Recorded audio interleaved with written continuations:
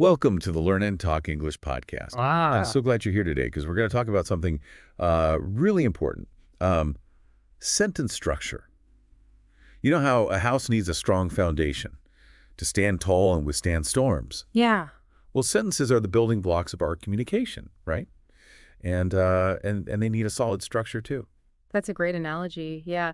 Without a good understanding of sentence structure, our communication can crumble and our ideas can get lost. Exactly. And that's why we're going to break down how to build sentences from the ground up. We'll start with the simplest elements and then gradually add more complexity so you can express yourself clearly and confidently. And the best part is you don't need to be a grammar expert to master this. Yeah. With a little practice and the right guidance, anyone can learn to build strong and effective sentences. Absolutely. So let's dive in and start with the most basic element of a sentence, the verb. Verbs are action words. They tell us what's happening.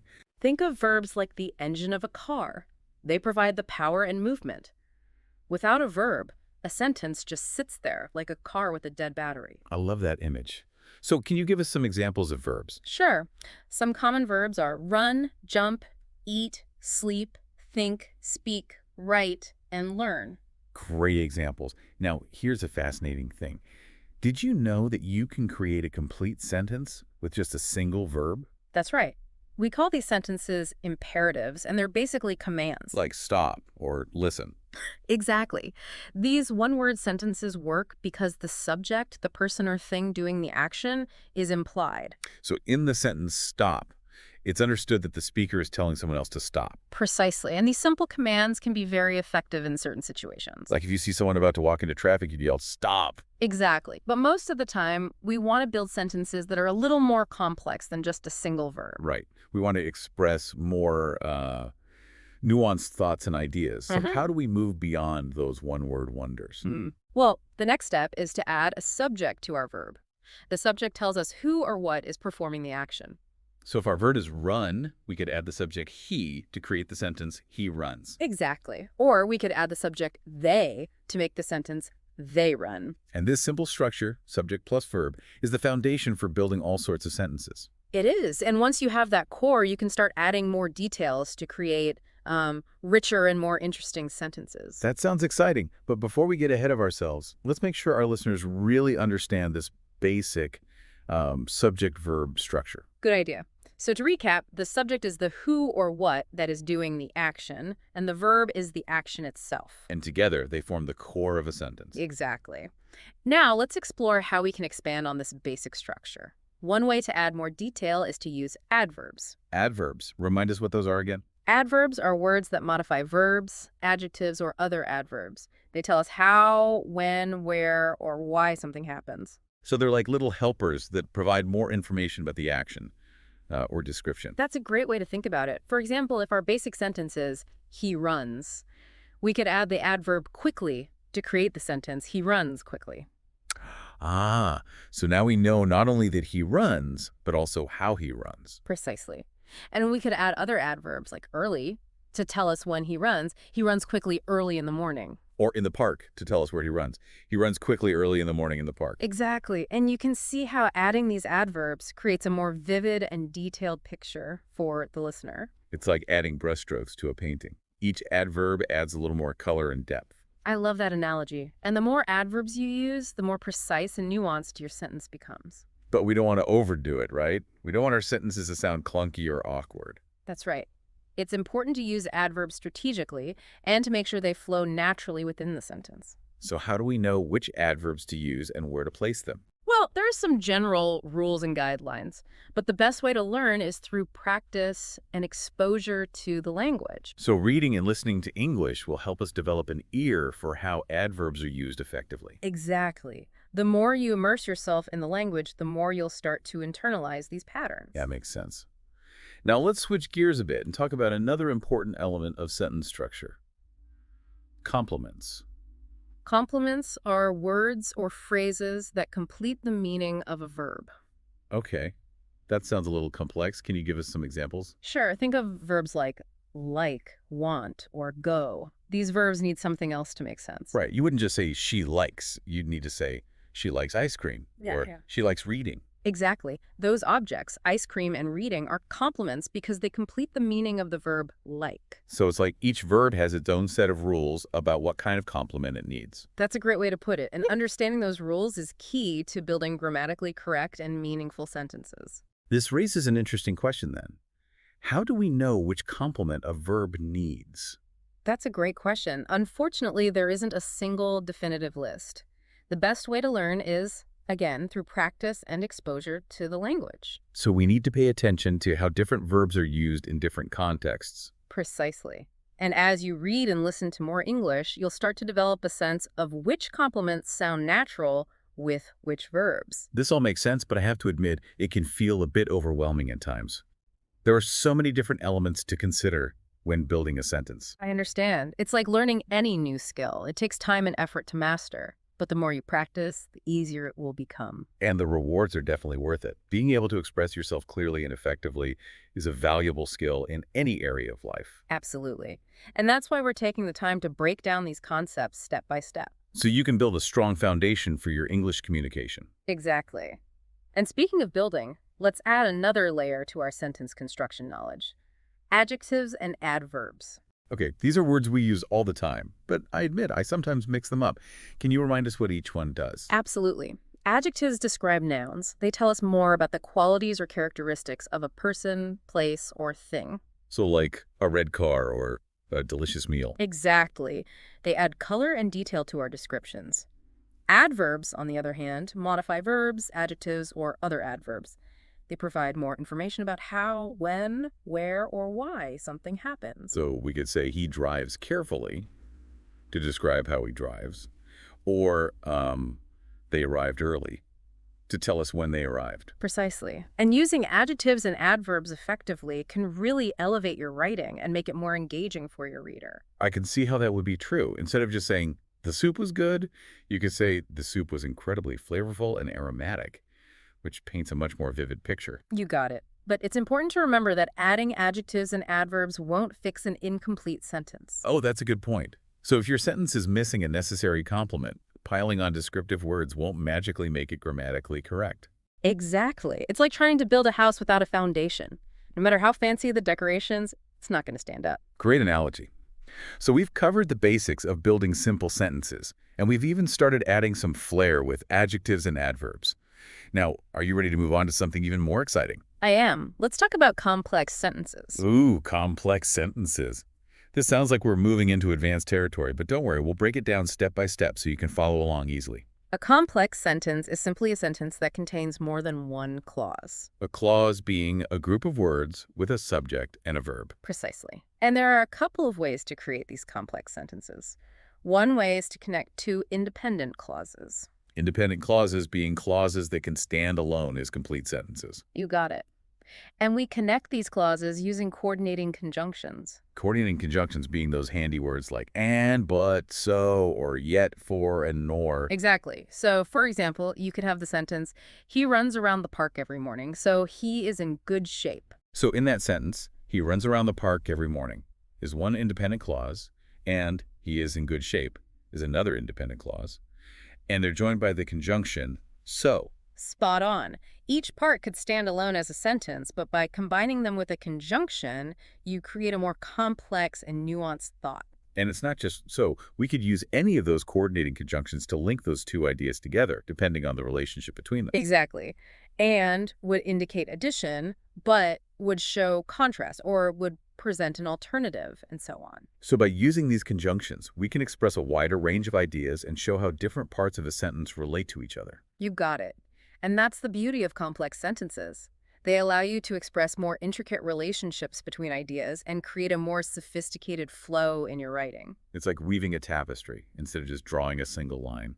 I love that analogy. It perfectly captures the essence of complex sentences. They add depth and texture to your language, making it more engaging and thought-provoking. So we've explored one way to create complex sentences using two independent clauses and a coordinating conjunction. Are there any other ways to build these multi-clause sentences? Absolutely. We can also create complex sentences using dependent clauses. Now, dependent clauses are a bit different, right? Yes, they are.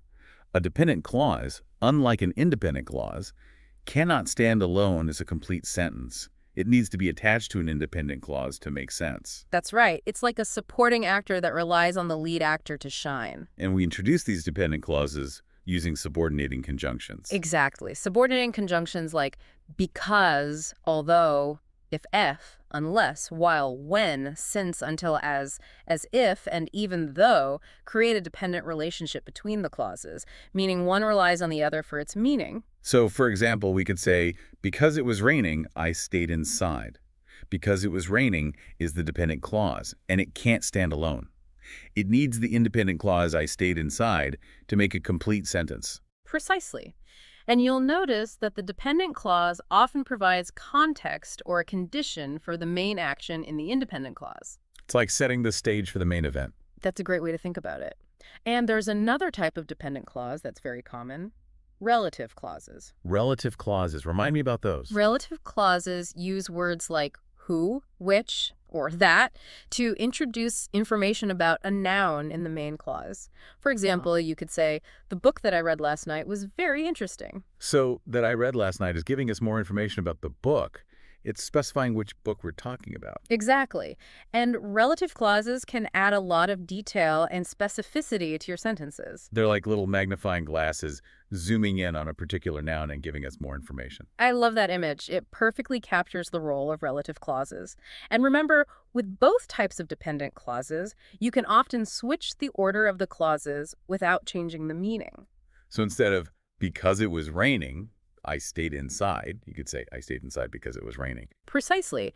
And sometimes changing the order can make the sentence sound more natural or emphasize a particular part of the sentence. It's like rearranging furniture in a room to find the best layout. I love your analogies. They really help to make these grammatical concepts come to life. Wow, I'm glad they're helpful. This has been a fascinating exploration of sentence structure so far. We've covered so much ground. We have.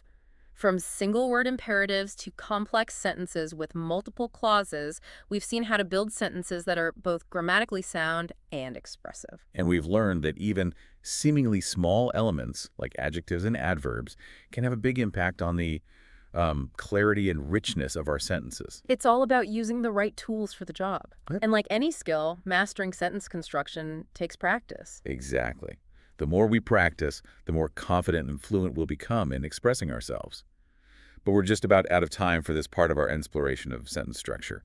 Don't worry, though, we'll be back with more in part 2. We'll be delving deeper into different types of sentences and exploring even more nuanced ways to craft engaging and effective communication. So stay tuned. Welcome back to the Learn and Talk English podcast. We're picking up right where we left off, continuing our journey into the fascinating world of sentence structure. Yeah, it's amazing how much we've already covered. But I feel like we're just getting started. There's always more to learn about the art of crafting sentences. Absolutely, and that's what makes it so exciting. Language is a living, breathing thing, and there's always something new to discover. I couldn't agree more. So in this part, we're going to explore some more specialized sentence structures that can add even more variety and impact to your communication. Yeah. These structures might sound a little intimidating at first, but trust me, they're not as complicated as they seem.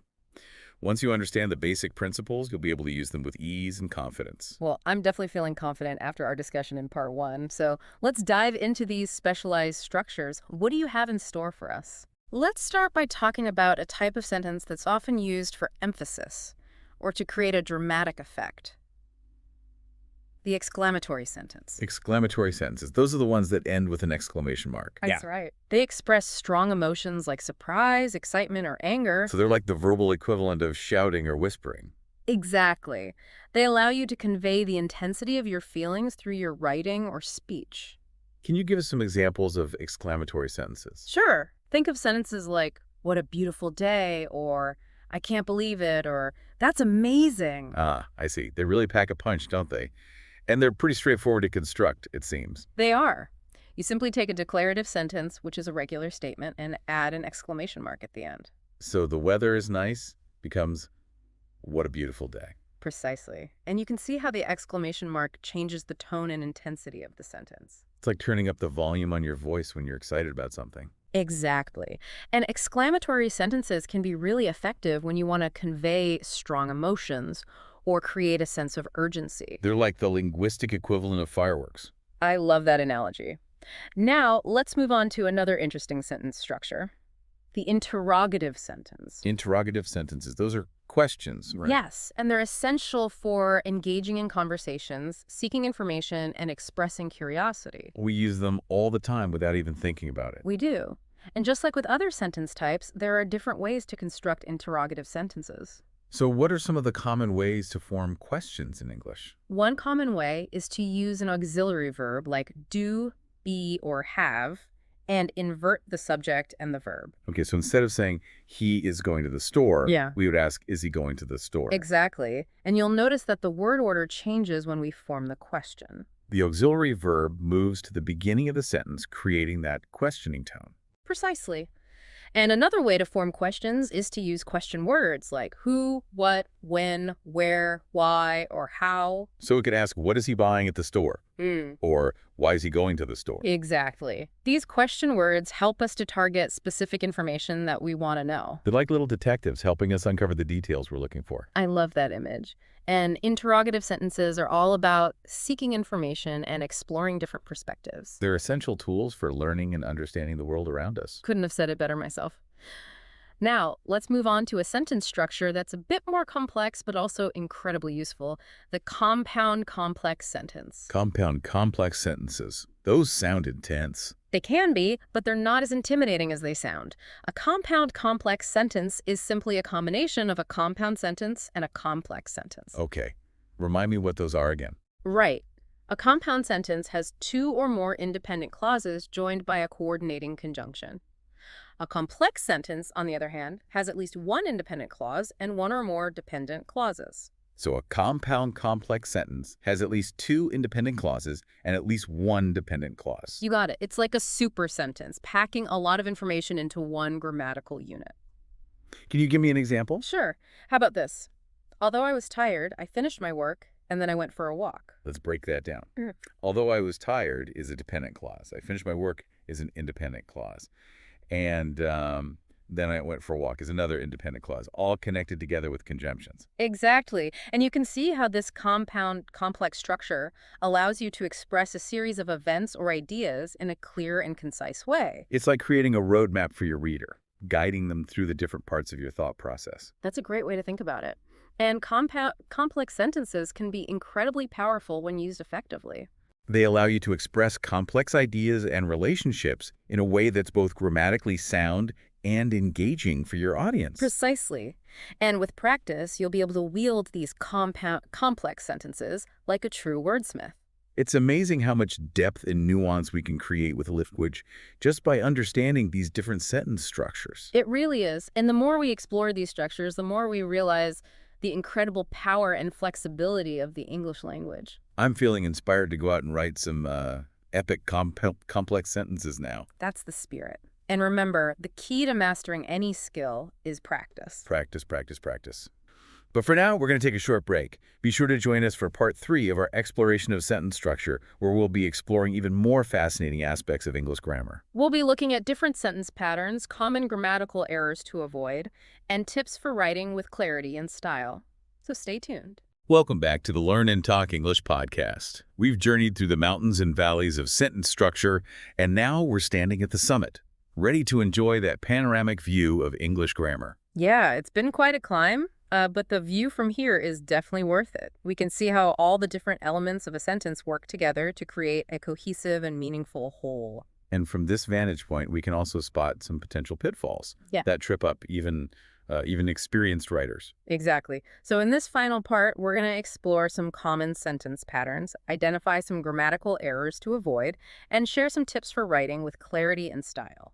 Sounds like a great plan. Let's start with those sentence patterns. What are some common patterns that we should be aware of? Well, one very common pattern is the subject-verb-object pattern, often abbreviated as SVO. This pattern is the backbone of many English sentences. Can you give us an example? Sure. Think of the sentence. The chef cooked the meal. The chef is the subject, cooked is the verb, and the meal is the object.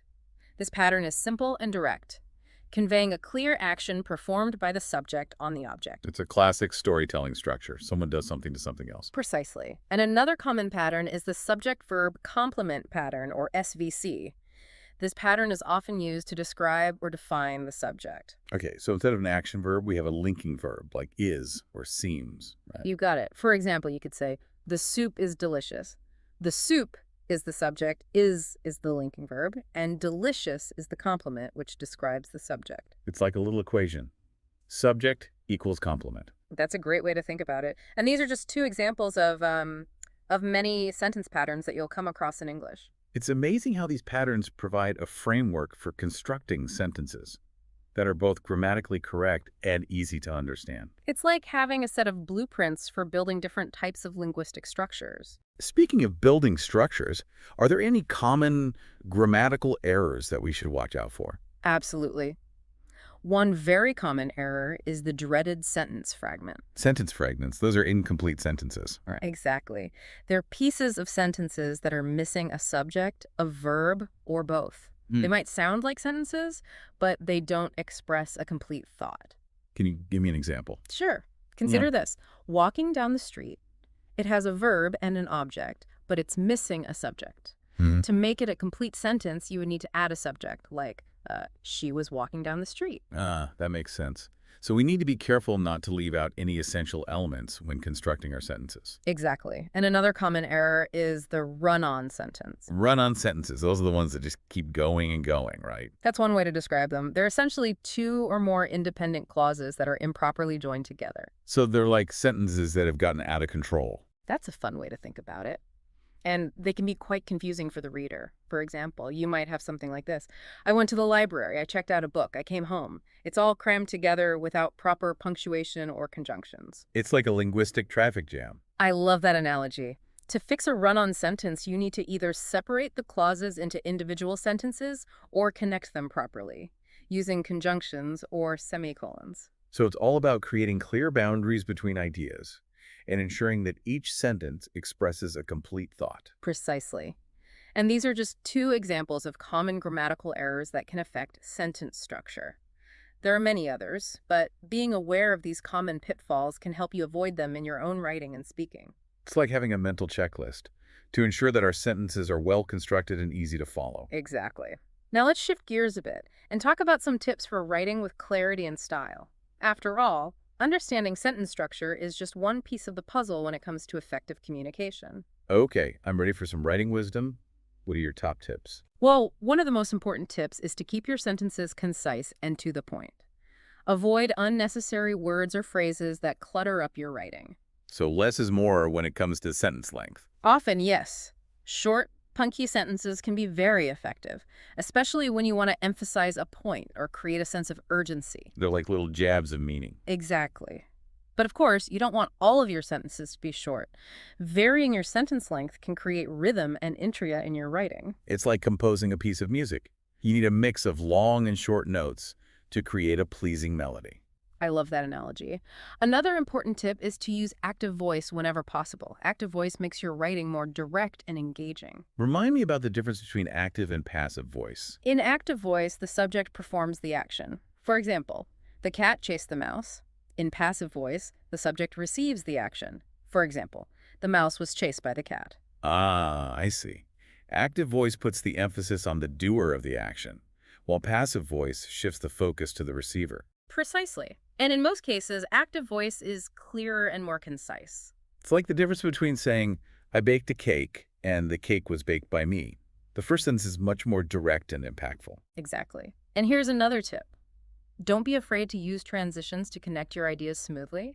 Words and phrases like however, therefore, in addition, and on the other hand, can help your reader follow your train of thought. It's like building bridges between your sentences so your reader can cross them easily. That's a great way to think about it. And finally, remember that writing is a process. Don't expect to produce a perfect first draft. Give yourself time to revise and edit your work. It's like polishing a gem. It takes time and effort to bring out its full brilliance. Exactly. And the more you practice, the better you'll become at crafting sentences that sparkle with clarity and style. This has been an incredible journey through the world of sentence structure. I feel like I've learned so much. Me too. It's been a pleasure sharing our passion for language with you. And we hope you've enjoyed it too. Remember, language is a powerful tool. Use it wisely and creatively to communicate your thoughts and ideas with the world. And never stop learning. There's always something new to discover about the beauty and complexity of the English language. Thanks for joining us on the Learn and Talk English podcast. We'll see you next time.